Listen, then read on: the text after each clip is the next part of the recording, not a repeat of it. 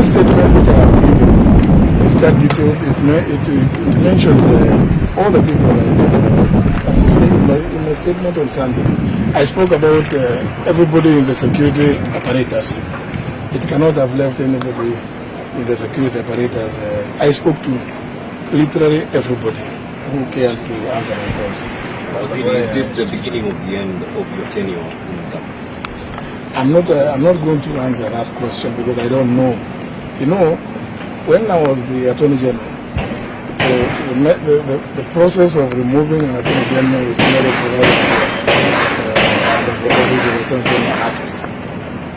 But the removal of a cabinet secretary is very simple. Just go to Article 132. It says the President may appoint with the approval of the National Assembly, may nominate, and with the approval of the National Assembly, appoint and dismiss cabinet secretary. So,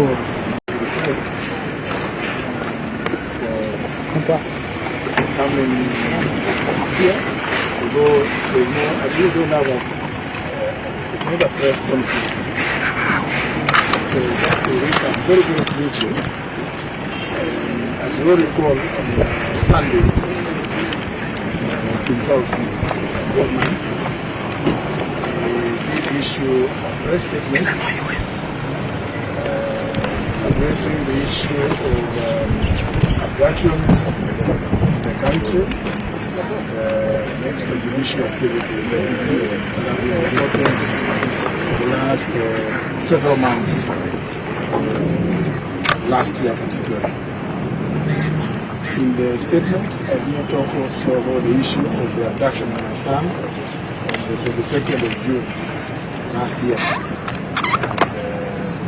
And I indicated that to date, nobody has ever told me why he was abducted, where he was held, and by whom.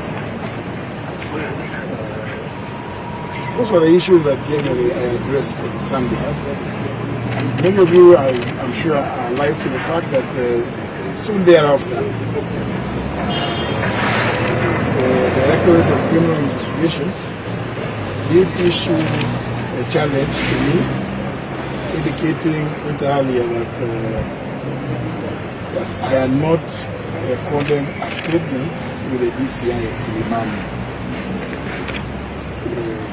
Of course, not that I really did much to say in my statement, but I came here today in obedience to the challenge that was thrown at me by the DCI to record a statement of what I need. It was quite limited in respect of what I was told, and what I did, the efforts I made, various security offices and apparatus. So the reason why I came here today is just to come and deliver that statement, in which I have given the details to the DCI here. He has self-recorded statements dated today. And that's why I was here. It was just merely to respond to the challenge thrown at me because I have nothing to hide. It is a fact that my son had been abducted. It's also a fact that he was held in Communicado for several hours. And he did. He was later released, but I don't know by whom he had been abducted and by who he was held. But my statement with the DCI explains various steps that I took to secure his release. Yes. Following after the recording of the statement, have you given a timeline on when they should hear from them? Well, they say that they have actually recorded statements from the other witnesses who are with my son, among them the Honorable makwiny and another young man, makwin's driver. They say they have recorded the statements. They have also recorded a statement from the gentleman who was with my son in his car, called Marango in Manyora. they say they have recorded their statement. So they are now busy processing according to them. Following your statement, some leaders have now come forward and they're saying they're calling for your resignation or even frustrating an impeachment motion against you in Parliament. First, how do you respond to this, and is this the beginning of you breaking ranks with the government?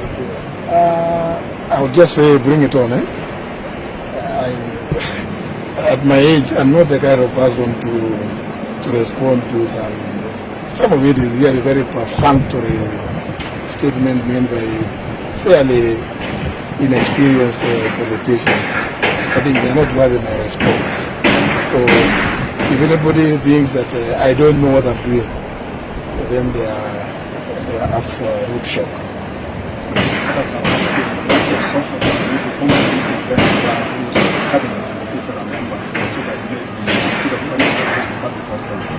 Cabinet does not operate ad hoc.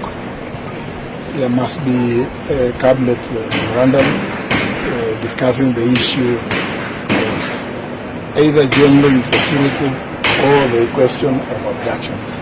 That has not been presented before cabinet. And even then, even if it had to come, it will come through the relevant cabinet sector.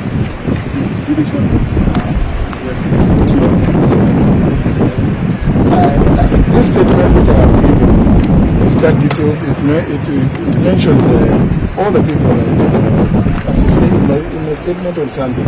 I spoke about everybody in the security apparatus.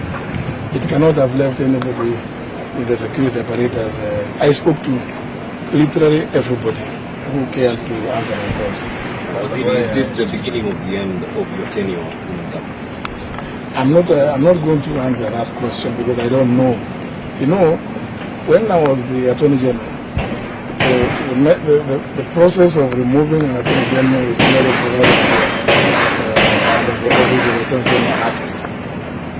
But the removal of a cabinet sector is very simple. Just go to Article 132.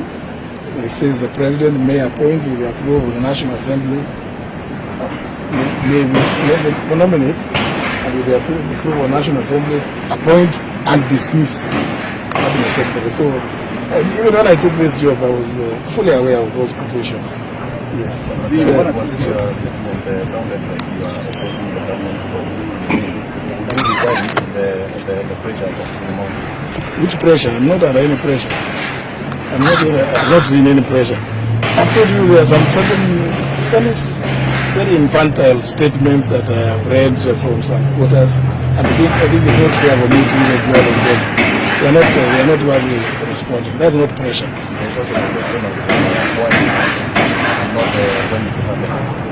Because everything happens for a reason. Yeah. I remember in my statement on Sunday, I did indicate that on the 3rd of this month, I also made a general statement regarding government accountability with regard to the issue of abductions. Just like I'm saying, I'm here today. Some people quietly, started asking me, why did you say this? Why? Can you make a more detailed statement regarding abductions? And that's why I came out. Because you also have to situate certain matters with regard to the time and the periods when things are being discussed. Yeah.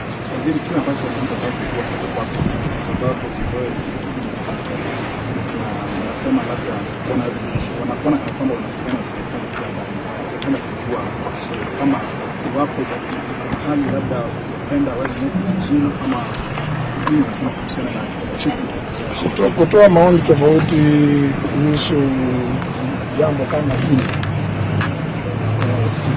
sifikiri nimefanya, kwa sababu kila mmoja ndani ya serikali amekuwa akilaani utekaji nyara. Kwa hivyo sio ni tofauti ile iko. Kila mmoja kuanzia juu kabisa tumekuwa tukisema we don't recognize, we don't approve of abductions. So I don't know, and that's what I'm saying. if anybody construes what I'm saying to be opposing to the government position, I would want to know who it is, because then unless the government position will be the opposite, which I don't believe, because both the IG and everybody, including the CS Interior, the IG, everybody has been denouncing abductions and all extrajudicial activities. So there's no, maybe it's saying it different, you know. Unajua ukienda kucheza kadanda, kuna watu wanajua kuchenga kupiga chenga kutumia mguu wa kushoto, wengine mguu wa kulia. Sasa labda hiyo ndio tofauti. Kuna sio tofauti yoyote.